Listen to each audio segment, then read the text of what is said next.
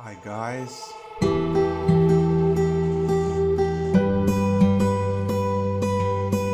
hope this video finds you well. Today what I want to talk about is perceptions versus reality. It's a concept that I have talked about for quite some time, and I particularly want to talk about it right now. Essentially, there's a lot of things going on where we think that there's a situation and we're under that understanding of that situation, but the reality doesn't even resemble it. And I see this all the time, and I allude to this all the time. When I woke up this morning, one of my salesmen, he's new to sales. He's an older fellow, but he's new to sales, and he was very, very excited. He had a customer, or a potential customer, older woman, comes from a decent sized family in Africa, and he's from Africa, and she wanted to set up a entertainment complex, cabins to rent out, a little boat pond, boats, concession stands, little kiddie rides, a pretty big endeavor, and he was very, very keen on getting this opportunity. And of course, I'm trying to tell him, that's a wonderful opportunity. Tell me about her backing. Who's her financial backers? Does she have any experience in this? Because it was such a wide-ranging group of products. She wanted a little a barracks that the workers would stay at. She wanted a small little chicken farm that would supply the workers, and also that they would be able to export and sell some of the products. So it looked, it was a very exciting opportunity for him. So I kept on asking him. I asked him multiple times. I said, did you vet her? Did you vet her? How do you know she has the money? How do you know she has this experience? What other businesses has she had? Just talk to her. Get the information from her. Find out, just ask her stories. Find out her life story. Find out how much she is able to contribute to this dream. But he didn't do that. He says, oh, it's for sure. It's a done deal. I says, you are seeing what you want to see, not how things actually are. Vet her. Find out what she knows. And then he comes back and he says, well, yeah, she wants a medium this and a medium that and is planning this, and it all sounds very, very reasonable.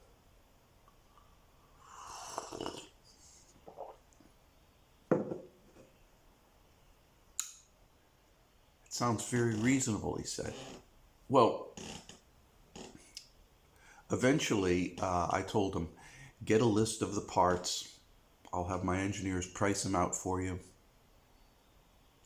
And then we can make an order calculator, an OC, and from that we can just determine just how we will proceed on this. Somebody has an idea, you come back with some pricing, some numbers, some times, and then they come back, say, well, I like this, they don't like that, we need to do this. It's a little bit back and forth. That's the way the business works. So, long story short, he worked on this for a couple of weeks. Because she wouldn't give him any information. She didn't know what kind of boats he wanted. She didn't know the sizes of concession stands. She had no idea on how to equip a a canteen. So he had to research all this stuff. So here he is researching the equipment and everything needed to outfit a canteen, resources to outfit a little kiddie land, resources to outfit a barracks for workers and an office and everything. Well, this is in Africa, so we could use local manpower to build the facility and everything, and so the costs could go down. But still, you need equipment. You need pipes and electrical outlets and conduits and all kinds of things. So, long story short, this morning I got an email from him, and he says, you were right. She says, it's too expensive. And that was it. She said, it's too expensive. I'm not interested. Forget it. After a person put in how many weeks of effort after talking with her for a month or and a half, building up a relationship, understanding what's going on, eating with her, getting her stories and everything, she just says, it's too expensive. Never mind. And he's very distraught about it. And I told him, I says, you have to vet people. You have to understand how much they actually know. What they're telling you is often their impressions that they want to give you. It's not what actually exists. And you, wanting to believe it and go down the primrose path to sadness and disgust.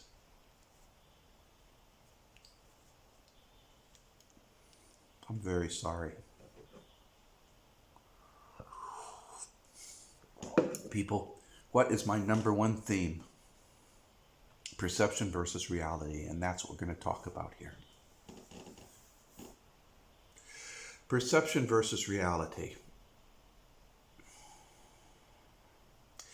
Before I was retired and I was put in prison, and those of you who know my story understand that anybody who was in the more sensitive areas of waived black operations, special access programs for the United States government are retired and put into watch lists so that they're monitored. That was the case with me. The only legal system in the United States for monitoring people, the only comprehensive system for monitoring people is the sex offender registry. And so that's what happened to me. They kicked me out of the program. They didn't kick me out of the program. Actually, they were very nice about it. They says, oh, hi, nice to meet you. Please turn around for a second and put your hands behind your back. And that's how they took me away. Ramroded through a system, labeled a sex offender, and went into a program for 5 years at hard labor. Just in case none of my secrets went out or I was a danger to society because of the skills and actions I was involved in. Well, it sure beats being killed, I'll tell you that much. But not by much. So anyways, the story goes, and I am petrified because I hear all kinds of bad stuff about what happens in these prisons, and especially what happens to child molesters. Oh my God. And of course, that's it. Big red child molester on my face. Kalunk. Of course, that's the perception. And man, everybody was harping it up. Friends, relatives. Media was on a frenzied hype at that time. Oh my God. And horror stories about what happened. Horror stories. I was petrified. I was just shaking in my boots. I didn't know what to do. I was actually getting very, very sick, and so doctors prescribed medicine for me. And that's the truth. I had to be on medicine to calm myself down. So I, I was on this medicine to calm myself down, and it did help, but nevertheless, it helped take the edge off of things, but nevertheless, I had to endure things. And so I went into a jail and then into prison. And you know what? Jail was sort of like, it's like kindergarten. Spend a lot of time in this bare box, and you go out every now and then with the rest of the people in your unit, play some cards, smoke a couple of cigarettes, eat, go back into your box. It's like kindergarten. Terribly boring. Not really bad. Some people try some stuff. There's occasional fights. It's a different world, but I wouldn't say it was horrible. Then I went to prison. I was really terrified. Oh my goodness. And of course, I went to a hard labor prison in Arkansas. I did what's known as hard time. In Arkansas, it's treated as punishment. Prison is punishment, and rehabilitation is parole. And the punishment was hard labor, and I was dumped in brickies. People, there ain't nothing good about brickies. There ain't nothing good about brickies. Now, I have since been exposed to some transport stints in some other prisons and talked to other felons and prisoners who all had their own stories. Prisons are different in every nation, in every state, in every locale. So just because my experience was one thing doesn't mean that it's the same all over. But of course, everybody was talking about how or what prison's like. Actually, the truth is, the movie Felon, there's a movie called Felon. Watch it. That's exactly what prison's like. White walls, white clothes. The only thing is they were allowed to have hair. We were clean shaven all times. And then we didn't just sit around walking around the halls. No, we went on chain gangs where we went on the whole squad and we beat the earth. Brickies, East Arkansas Regional Unit, was a former cotton plantation, and they worked us worse than slaves, actually. We worked tropical hours, got up early in the morning, head back late in the afternoon. And while I witnessed stabbings and killings and everything, people pretty much left me alone, respected me. It wasn't anything that I feared. All this hype about how sex offenders are treated in prison did not happen. It didn't happen. So when you read this stuff and it's so salacious about how this happened and how that happened, it could have in special cases, but you are in an absolute controlled environment when you go into prison. It's a controlled environment. They know where you're at. You're under constant surveillance. Things are dished out and dilled out.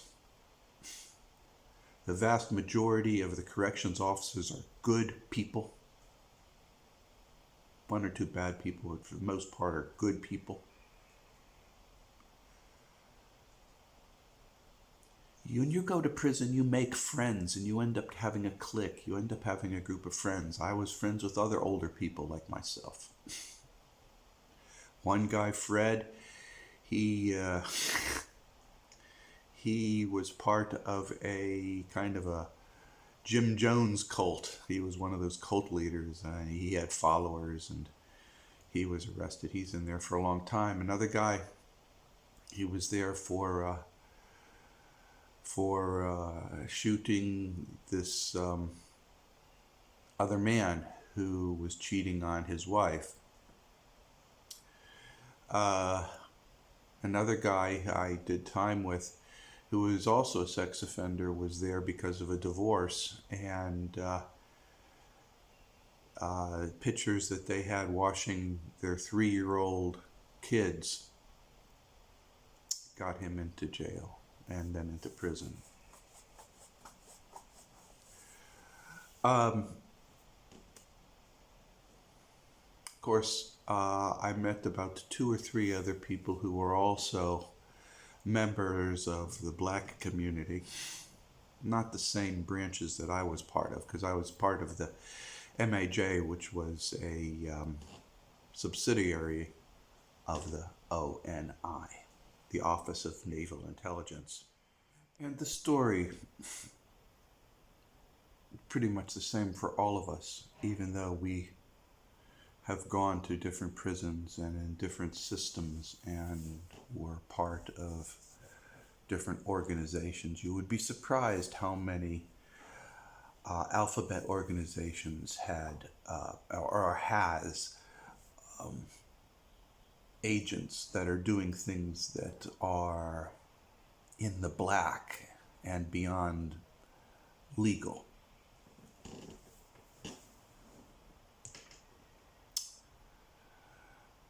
But that's neither here nor there. Perception versus reality.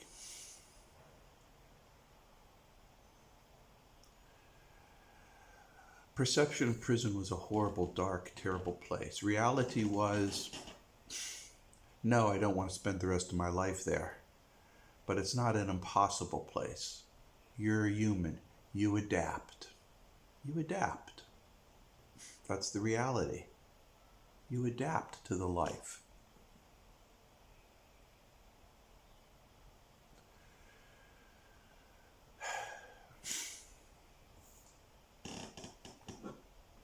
And this is true in everything. I'm in China. You read the news in the West about China. Oh my God, you think that China's about ready to explode. China's not ready to explode, guys.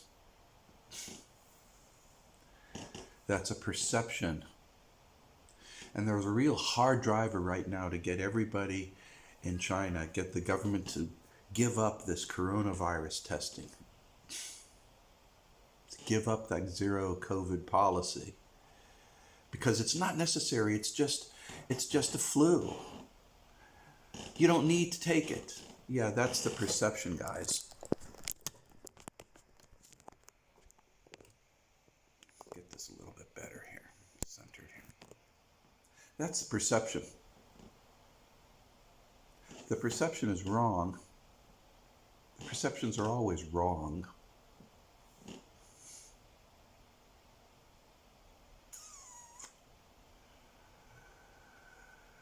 There's reasons for people trying to make these perceptions. When somebody makes a perception, there's a reason behind it.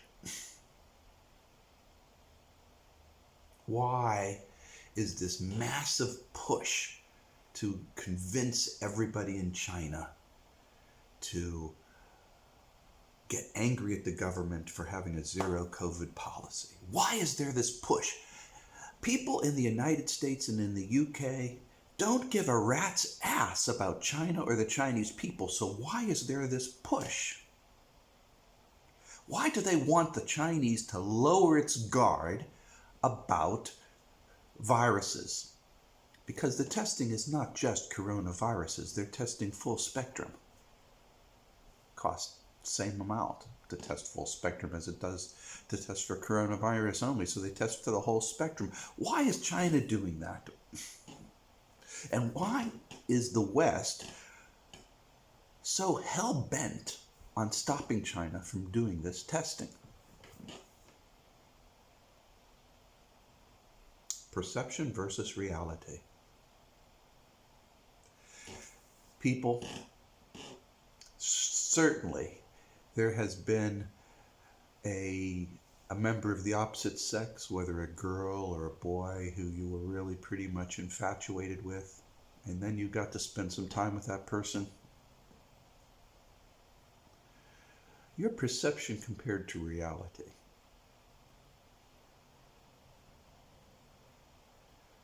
Did you learn anything? Did you learn anything about that?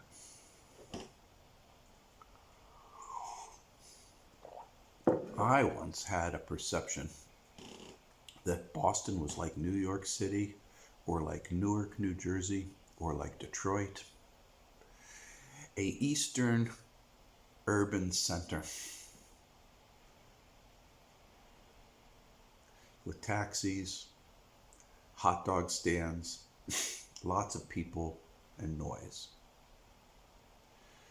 I had turned down jobs and opportunities. I turned down going to school at MIT for precisely that reason, because of my perception of what Boston was. But then I says, heck with it, I need a job, and I went out to Boston. I was like, damn, this is a nice place. And it was a nice place, and is a nice place. Boston's the shit. I liked Boston. Boston was A-OK. And I lived in Wrentham and Milford, little tiny town called Uxbridge, Woonsocket. Dated a couple girls from Quincy. It was a nice place to live, guys. But my perceptions prevented me from moving there for the longest time. Perceptions. Perceptions are useful to attract somebody to something or repel somebody from something. The solution to perceptions is to tone them down to a reasonable amount, and then physically you make a reality assessment of the situation. Whether it's somebody who's promising the world on this project,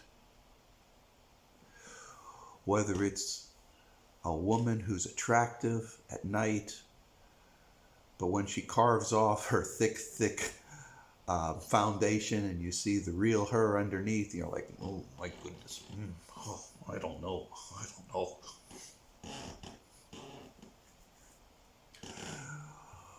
Or the guy who shows up for the date in this nice new car, and then while he's running in to get something, you go into the glove box and see that it's a rental.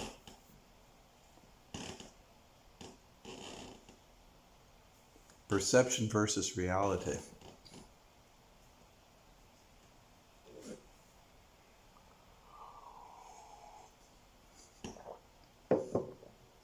In the geopolitical scene, there's a lot of people making all kinds of perceptions, and news is making all kinds of distortions, creating perceptions.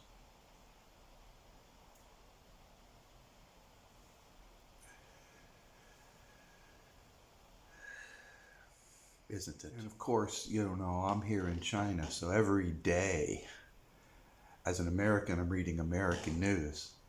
And every day I'm seeing what's actually going on in China. And the two are like night and day. I also deal with trade and international commerce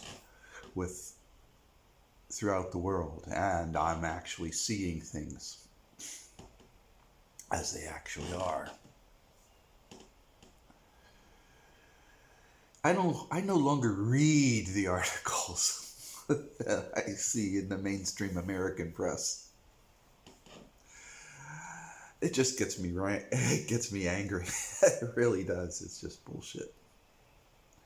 I pretty much read the English-based articles out of Asia.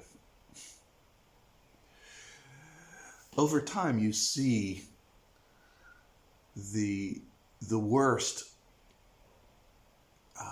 players, the worst people for construction of narratives. The worst is not the United States. The worst is India. Oh, lordy, lordy, you want to see some distortions of reality. Read the Indian press. It is horrible. Absolutely horrible.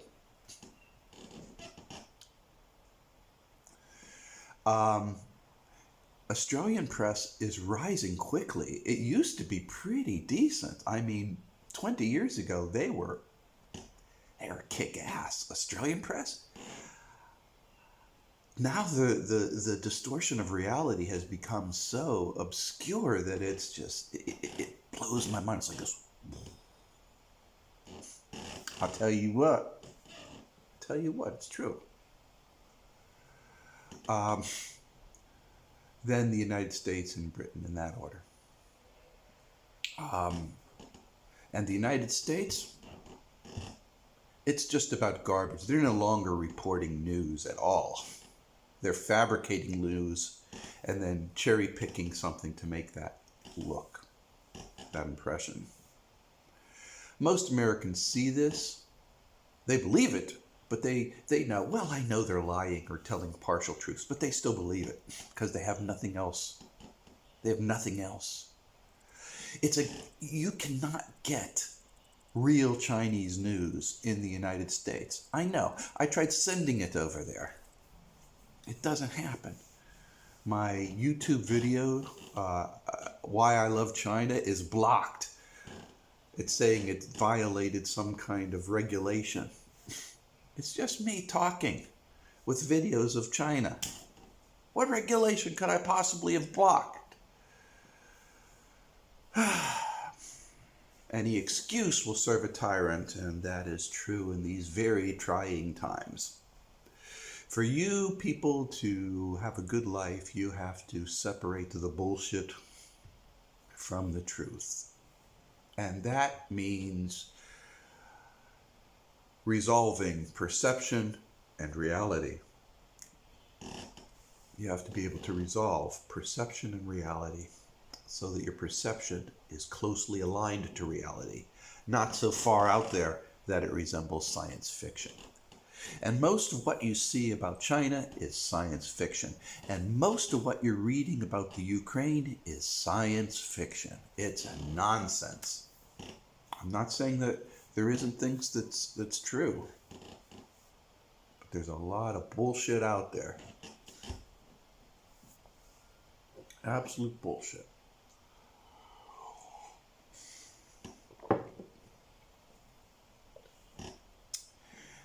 And this is true whether it's where I'm living or what's going on in your neck of the woods. Look at life as it actually is. And if you're not physically there, eating the food, smelling the air, physically in the location you're reading about, then realize that it is a distortion. It's a distortion. If you have never been to China, then you have no business commenting on it whatsoever. If you have bought something that was made in China and it broke, then you can say, I bought something made in China and it broke. But don't go ahead and just narrate some kind of bullshit that you read about, because what you read about right now is just intentional distortions designed to manipulate you. They have no bearing on the truth and no bearing whatsoever on reality, and that's the truth.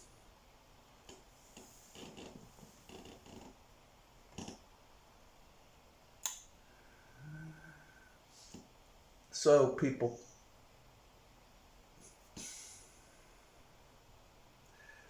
I just want you to do good. I want you to have a good life. Disconnect from these evil machinations that are trying to manipulate you into actions, as if the manipulation and hurting of this great unwashed masses of sheeple can be steered towards that cliff or that cliff.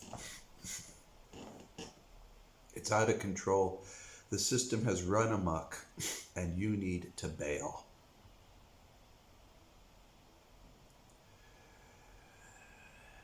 When somebody starts giving you and talking to you about a subject, ask them.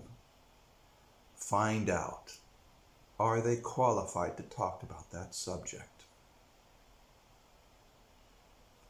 If they say that they want to engage your services to supply a chicken farm, ask them about how they sex chicks. If they don't know about raising chickens. Ask them about who they plan on running that farm. Ask them about their financial backing. Find out about the reality of what they're talking about before you invest your time, effort, and emotions on trying to secure assistance and perhaps make a little buck. Just a little bit.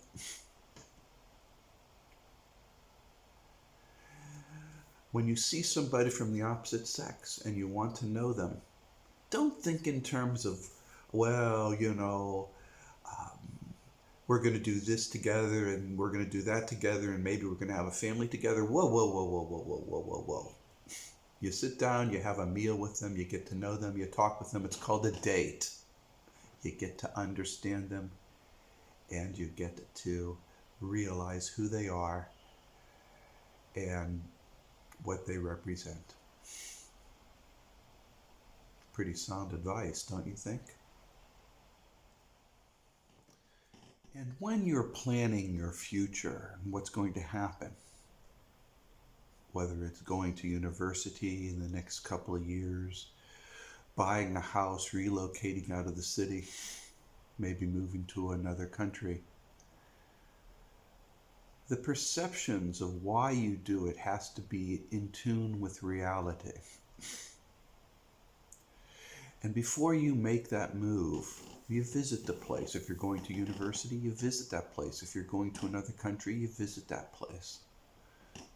There will be surprises that you may not be ready for.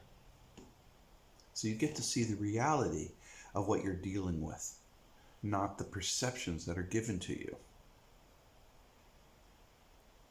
So many young people go to Hollywood because they have this perception that they can break through. So many people studied coding and got a job in software only to find that they're living in tent cities on the edge, on the fringes of society, or maybe even in the middle of society for all the decay in the United States. The idea that one day that they might become another Bill Gates or Steve Jobs has long, long passed. That was my generation, people.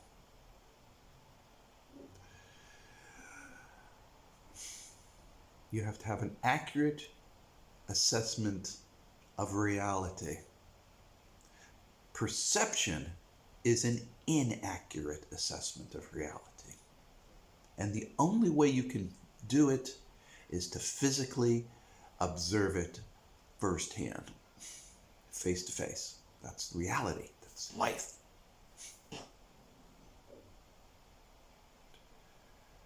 It's like showing a person these beautiful pictures of thick, juicy hamburgers, oozing with sauce, fresh, thick tomato slices, steam rising off the top, a freshly baked bun on a nice platter with nice, crunchy, perfect French fries. And then you take them to a restaurant where they get this wimpy ass little machine-made patty. Like the scene from Falling Down with Kirk Douglas, right? Was it Kirk Douglas? Who the hell was that actor? Michael Douglas in Falling Down. He has the machine gun. He says, "What's the matter with this burger?" Let's see, kills me. It's dated, of course. But yeah, I was part of those layoffs.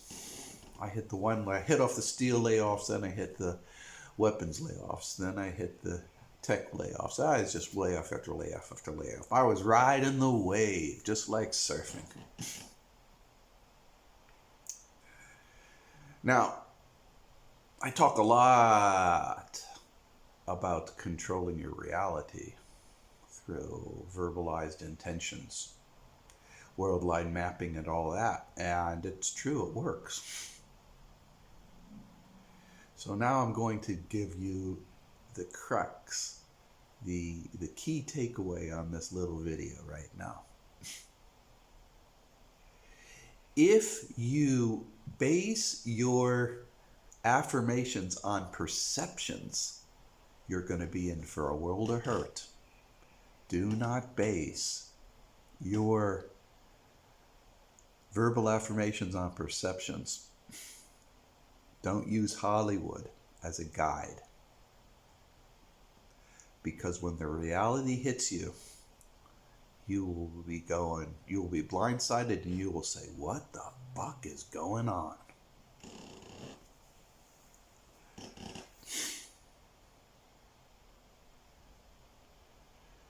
Base it on what you know with your eyes and your ears. Base your affirmations upon your current reality, not on a reality that you see from Hollywood or from novels or from what somebody else said. Contrary to popular belief, you do not want a lot of money.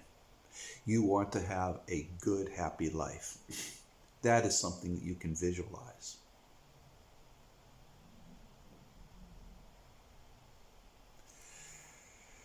And at that, I'm going to close with my normal standard metallic man closures. Please be good. Be the best you can be. Be the Rufus. Help other people. Be kind. This kindness and helpfulness is going to bring happiness to your life. And happiness opens doors to other things. So smile, because once you start doing that, a lot of doors are going to be open. Know that there is a big difference between perception and reality, and live that reality that you experience. And at that, have a great day.